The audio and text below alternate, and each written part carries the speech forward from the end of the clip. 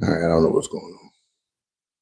All right, let's try this again.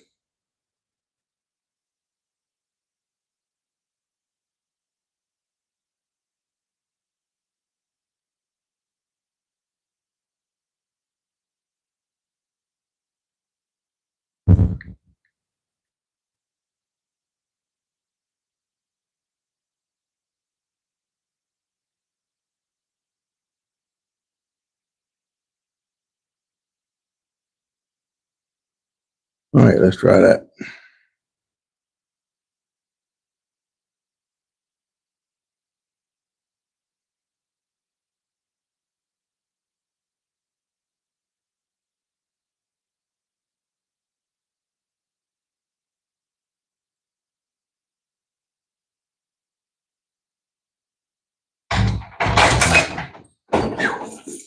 So, Hey, man, brother, I feel like waiting that line. Plus, I hate to get my ass to this school. you had pulled off just as I was coming out the door, man. Man, I'm trying to get up here, man. I have to make sure that bike side. What did you say about the tape? The players, Who players when they seen the tape.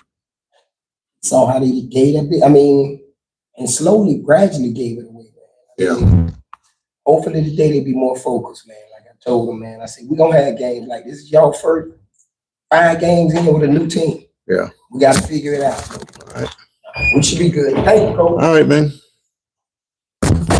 All right. Hopefully I got it together here.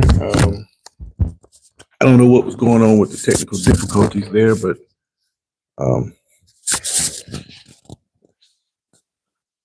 cut my time down significantly. So about 10 minutes. So it's going to be a short live. As you see in the media, that players and people connected with Ole Miss are coming out and saying that the story that Kiffin has been putting out there has been false.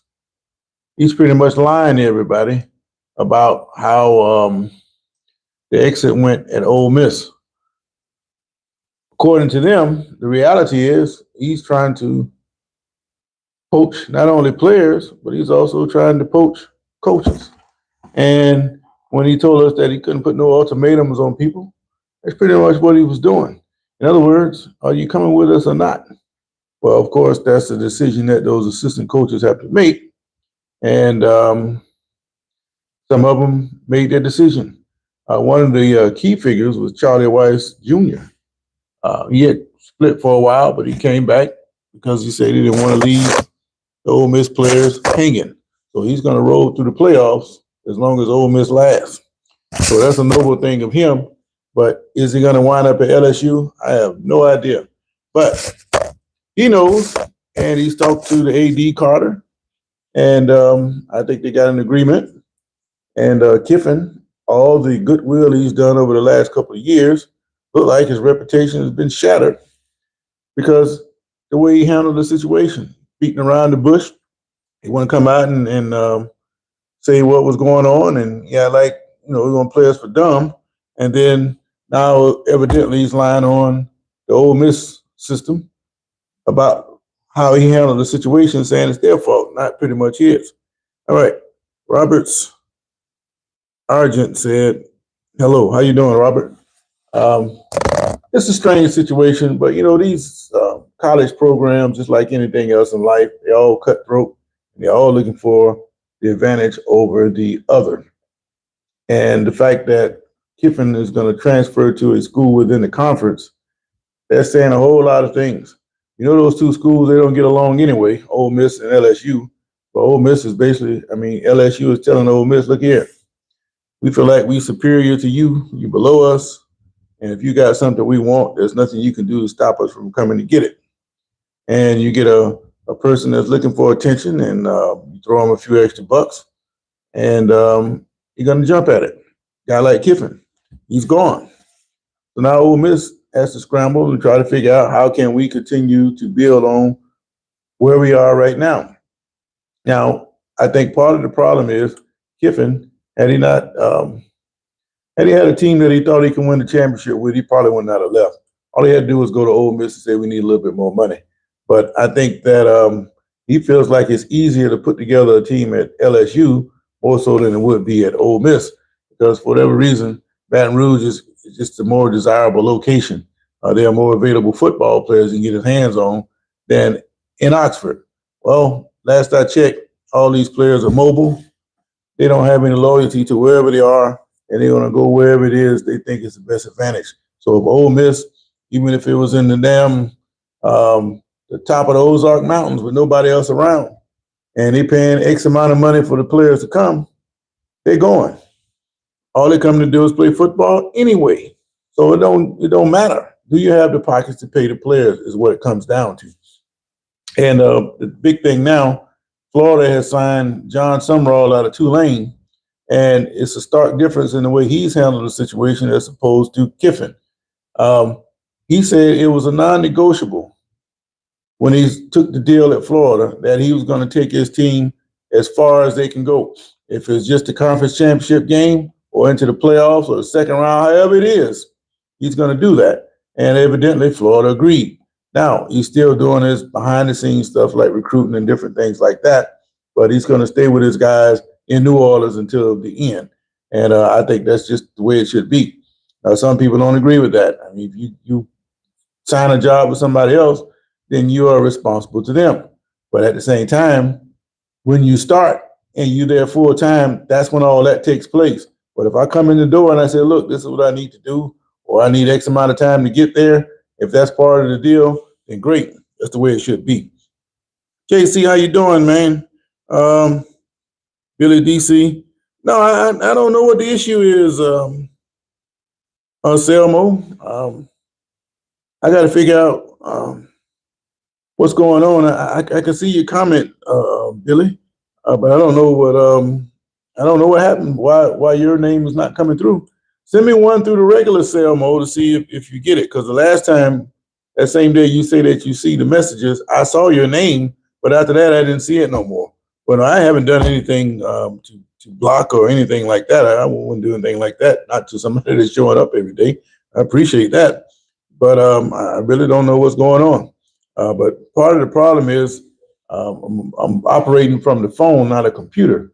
So to actually access the computer, then I can look at it and probably find the settings on it to see what's going on. So I'm going to go into the settings and try to figure out why Selmo is not popping up. But I can see you talking to JC, and I see that you changed the name there. So I really don't know what's going on, but I got to hurry up and fix that. It's got a lot going on right now, and I'm going to take care of that. But as far as Sumrall, he stood up and said he's going to take care of his guys. He's going to take them all the way to the finish line. Kiffin had no interest in that. He's going to run, and if it's the possibility of not being able to coach in the playoffs didn't exist, so be it. He's going to take that opportunity. But I wonder if Kiffin really gives a damn about winning the championship.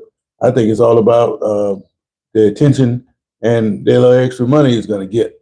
Now, of course, he's a hot child, and the problem with being a hot child, now you got to go and perform. And I don't know if that's a good place for Kiffin. It don't take long for somebody with his personality to blow the whole thing up.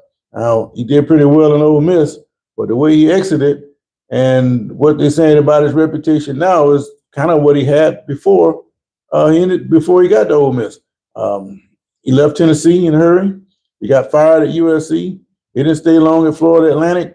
Al Davis ready to jump out of the grave and do something to him. So he don't have the greatest of reputation around, and he won't take much to ruin it down at LSU if he gets off to a bad start. And for what I understand, the folks at LSU already know that eventually this is going to end bad. They just hope it ends, maybe wins a championship or two, and they can live with that. But I got a problem with that. Why would you get into a relationship with somebody if you already know going into it that the situation is not going to work? So I understand. All right. I see JC and Selmo going at it. I got to fix that problem, but that's on me. But I think in the end, though, Kiffin, he may win a few games, but if he don't jump out the gate and he start losing games that people think he should win, then he's not going to last very long at LSU. But I'm interested to see how this guy Summerall does at Florida. He has some good teams at Tulane. He even beat USC in a bowl game once. So this is a team that's going to play hard. There are recruits all around that he can get. But again, it comes down to who got the deepest pockets now, as more so of some kind of location or something like that. It's all about who's got the deepest pockets. And if you got the deepest pockets, you can recruit anywhere. And it wouldn't surprise me at one of these smaller schools. You see it kind of like with a James Madison, even though they're not on the big level like a Big Ten. That part of the country, they got a lot of money. So who's to say some small school like James Madison can't rise out of the ashes with a big NIL valuation pot and start buying up a whole bunch of players and dominate the whole sports scene? You see it starting to take place out there in Texas Tech. And I think it's going to improve the more they keep putting money into the program. Like I say, if Boone Pickens had come around now and pumped money into Ole Miss, Oklahoma State program like they have now, that program would be up there also. But no, Penn State has not hired a head coach yet. They've been turned down a couple of times. Every time they think they got somebody on the hook, they get re-signed by the old school for a bigger deal. So I don't know what Penn State's going to do. They're probably going to have to reach into the NFL ranks and snatch somebody that got fired. I hear the name Brian Daboll floating around. That wouldn't be a bad hire, but it'd be a good start for him, good start over, and it'd be a completely different level than what you see from what he had to deal with in the NFL.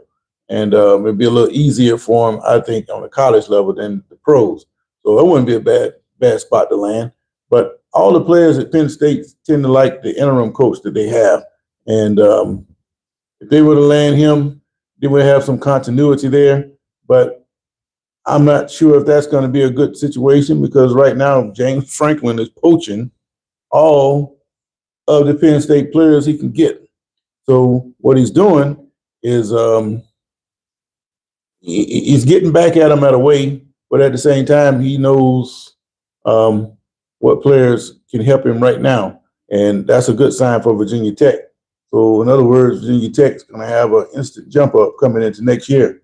I'm not sounding any alarms that they're going to win the ACC, but they are going to cause a little bit of problems for those people on that side of the coast. Starkey, oh man, I really wish you were an Indian guy. I wish you were whatever you are and go wherever you need to go. So the question is, did Lane Kiffin kill his own reputation? Most of you are saying it's 50-50. And I think his reputation took a serious hit. And if he don't get off to a good start at LSU, then it's going to get bad real quick there. And I don't feel sorry for either one of them. But the last thing I would have done was jump into a situation like LSU. And when the governor is involved and so much chaos and the lofty expectations, the unrealistic expectations that you got to win here no matter what. And that's not always the case. The playing field is a lot more level now.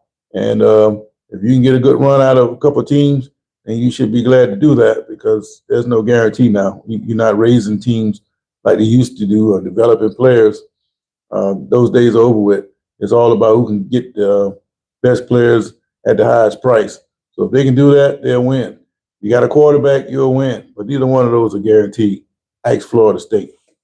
But I got to get up out of here, JC. I got off to a late start. I had connection issues. I see Selmo changed his name on us, but I'm glad to see you back. But like I said, I got to go and check on those settings to figure out what's going on so we can go on back to the Selmo. But I appreciate you guys chiming in. I got to get up out of here, man. We got a big game tonight with the Cowboys and the Lions. Very big as far as the standings go. Both these teams are fighting for their playoff lives. Neither one of them can't stand a loss. Green Bay is playing good defense. Minnesota's pretty much out of it. They don't have a quarterback. Chicago is a surprise of the group. If they don't collapse and Detroit keeps floundering, it might be the Lions out of the playoffs instead of the Bears. And they might be on the couch with the Cowboys no matter what happens tonight. But I know one thing, neither one of them have any more room to falter. So that's my take on that. But Selmo, come on tomorrow, man. We're going to talk about these Browns. I hadn't talked to you in a couple of days, so we got to figure out what's going on in Cleveland, man. You guys need a little bit of help. All right. Franklin's already taken 2 recruits. Yeah, he's working on some more, Mitchell, JC, and I think he's going to get a couple more. So it'll be interesting to see how that Penn State Virginia Tech matchup takes place. And because these two teams never played before, and they have this round robin where all these schools have to play against other schools from other power conferences, at some point, Virginia Tech with Franklin's going to run across Penn State somewhere on the regular season schedule. And I can't wait to see that unfold. But anyway, you guys have a great day, man. Again, I appreciate you stopping in. Have a great day, and I catch you guys on the bound tomorrow, unless there's some breaking news tonight. So have a good day. I'm out. Steelers on life support, man. We can't stop the run against Baltimore.